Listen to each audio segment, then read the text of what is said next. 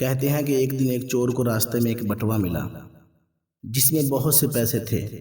اس بٹوے پر کوئی دعا لکھی ہوئی تھی اور ایک خانے میں بٹوے کے مالک کا نام اور پتہ بھی لکھا ہوا تھا۔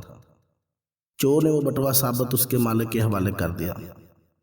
اس شخص نے چور سے پوچھا کہ تم آرام سے یہ پیسے رکھ سکتے تھے، واپس کیسے کر دیے؟ چور نے جواب دیا، آپ نے بٹوے میں جو دعا لکھی ہے اس عقیدے پر لکھی ہوگی کہ اگر یہ کھو جائے تو اس دعا کی برکت سے آپ کو واپس مل جائے۔ میں چور ضرور ہوں لیکن صرف مال و دولت کا، کسی کا عقیدہ چوری نہیں کر سکتا۔ اگر میں آپ کا بٹوا واپس نہ کرتا اور آپ کا اعتقاد اس دعا پر کمزور پڑ جاتا تو تب میں آپ کے ایمان کا چور ہوتا، اور یہ مال و دولت کی چوری سے 1000 گنا بڑا گناہ ہے۔